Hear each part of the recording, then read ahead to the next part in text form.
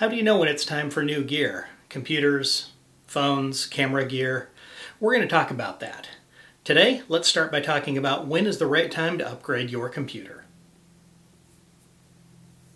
All right. Hey there. Welcome back. Aaron here from techphotoguy.com. And I'm starting a kind of a three-part mini series here with Kelly Guimont, a technologist, podcaster, general electronic nerd of the Slice. And we're going to talk about the adoption curve and when is the right time to upgrade your gear, whether that be your computer, your camera equipment, your smartphone.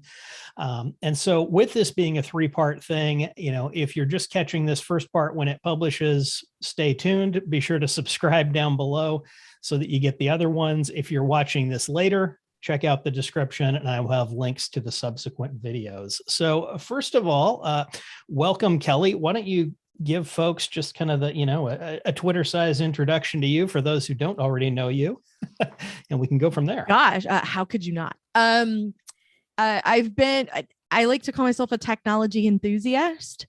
I definitely have preferences, but I appreciate all of it on some level. So if it's got an LED and charges with a USB cable, I'm probably happy that it's a thing in the world.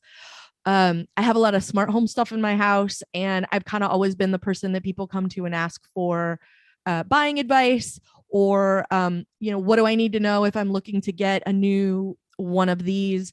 And I've been in tech support in some capacity, officially or unofficially, for more years than I care to admit.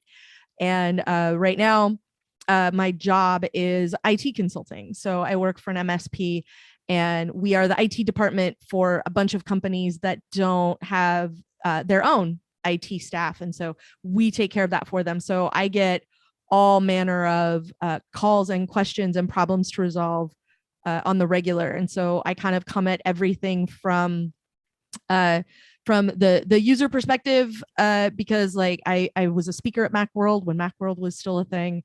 And however long ago that was, I wrote and did a lot of commentary on Apple and its technology over at the unofficial Apple weblog at tuaw.com.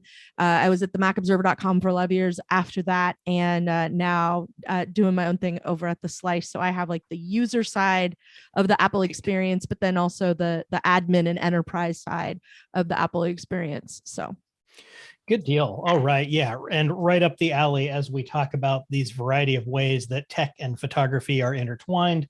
So let's start by talking about just kind of the adoption curve in general. This isn't specific to computers, but just really any kind of product. And I'll include a link down below to go view this as a graphic, or I may just even drop it right in here over the video. But kind of the Rogers bell curve is what we often hear about. And it's really broken up into segments where at the first part of the bell curve, you have the innovators. These are people who will try anything and everything. Then you get into the early adopters. Finally, you hit the early majority, and then eventually, as you're kind of cresting over the curve, you get to the late majority, and then eventually the laggards. And, as we look at how photographers use technology, in a lot of ways, it's like anyone else, right? There are going to be the people that are the innovators and the early adopters that will try almost anything. Some of the stuff they try won't work out,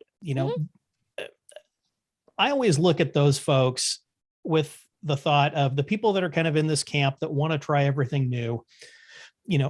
They're doing that not necessarily because it's the smartest kind of business decision, but because it excites them. They're interested in it. And if it's something that pays off, being among the early crowd can have some benefits. I mean, does that jive with what you've seen? Absolutely. And that's where and there can be sort of side effects to that. And it depends, which part of that you think is the important part to yourself. If you're one of the early adoption types, some people are just super interested in cameras and what cameras, what sort of processing you can get into a camera, what sort of processing you can get as smarts built into a lens. And then if you are a person who's been putting miles on that camera body or that lens or that other piece of equipment for, 18, 24, 36 months before it becomes something that's either widely enough available thanks to production, or widely enough available thanks to a little bit of a price drop because it's not breathtakingly expensive like it was when you bought it.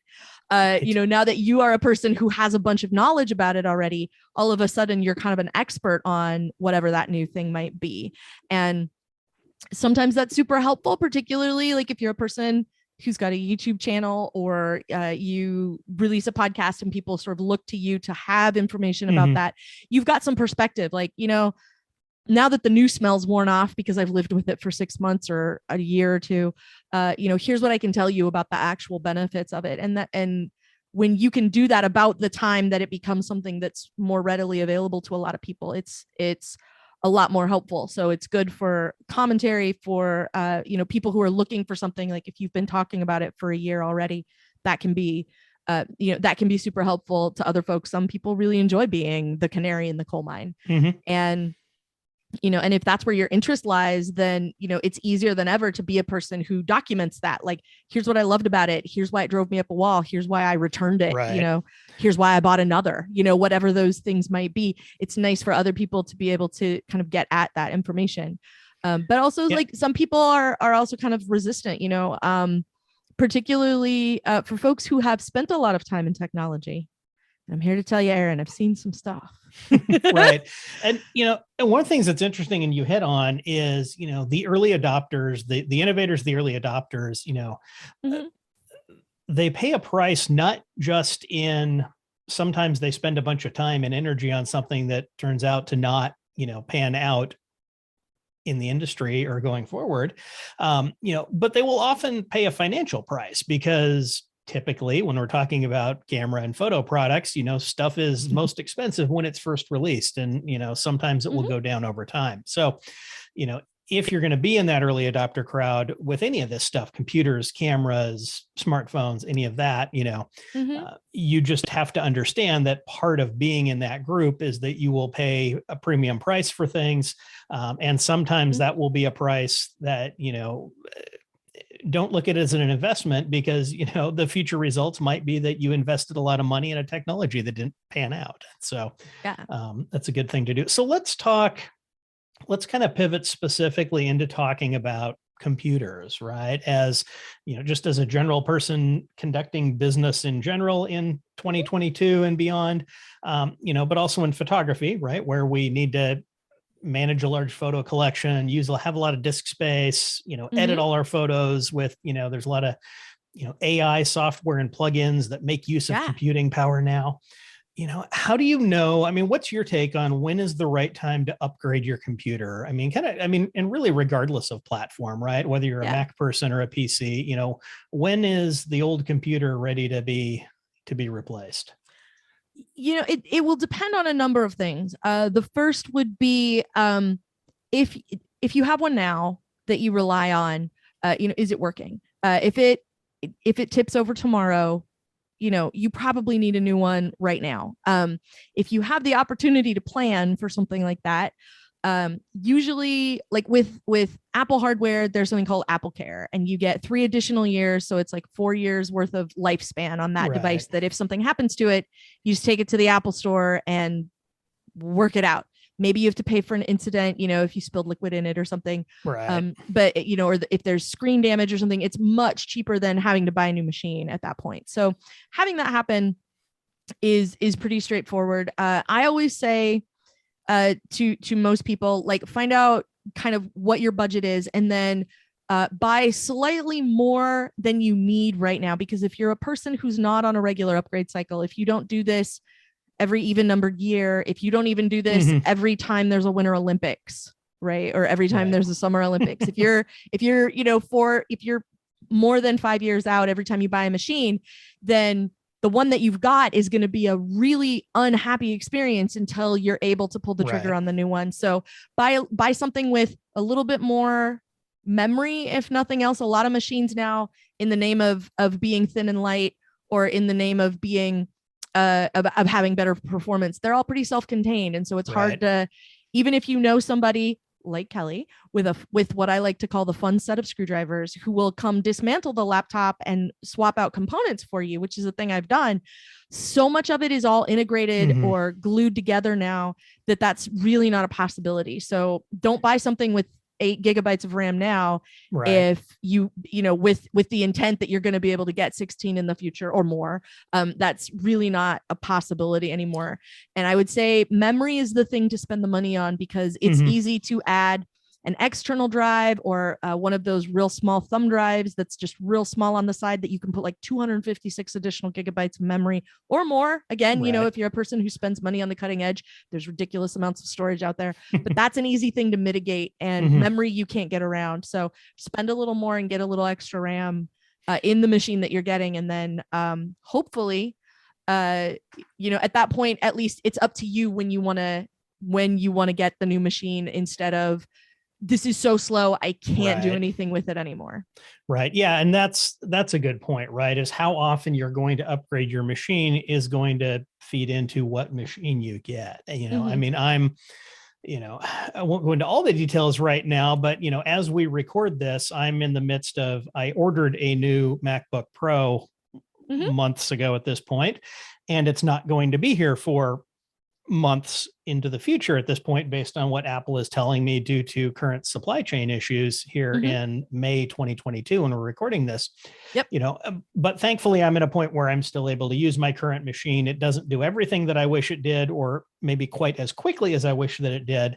You know, but with that, you know, really in my mind, you know, as a photographer, if you're trying to decide, you know, when do I upgrade? How often do I upgrade?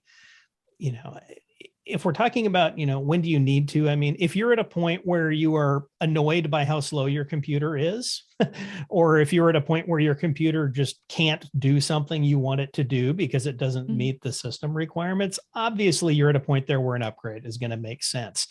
You know, the question is, you know, and spoiler, there's probably no single right answer on this.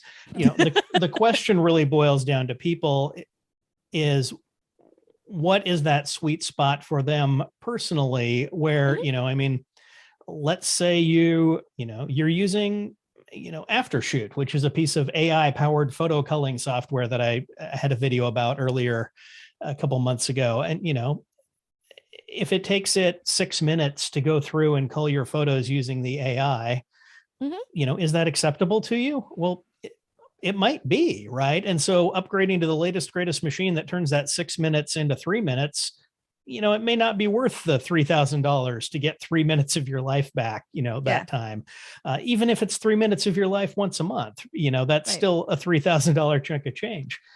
You know, on the other hand, you know, if you're doing something where, you know, maybe you're doing a lot of video work, right? And maybe your video renders, you know, we're instead of talking about 3 minutes versus 6 minutes, maybe we were talking about, you know, 6 hours versus 90 minutes, right? Well, that's a much bigger time span. And so, you know, and if you use your computer to make money, like it helps give you sort of a starting point for that equation. You know, especially, you know, because there are certain things that you can't apply money to and solve a problem, but your technology sometimes is a very good place for that sort of rule to be in effect, that you can in fact apply money to technology and make something a little faster, a little easier, or a little better. My parameters when I ask people who come and ask about, like, you know, should I get a new computer? Usually the first thing I ask them is, have you ever not done something on your computer because you knew it would take too long? Like, I'll skip it, or I'll do it later, or, you know, at this point, like, I'll do it on my iPad or I'll do it on my phone because it's easier than trying to do it on my actual computer. If you've ever had that moment, we need to talk about getting you a new machine. And there's also something that I've talked about a lot is technological honesty. You may not need the Mac Pro. You may not need a Mac Studio to do what it is that you need to do. And if that's the case, like, maybe you want one. I want one. I mean, if it shows up at my house, I will give it a kind and loving home for many, many years.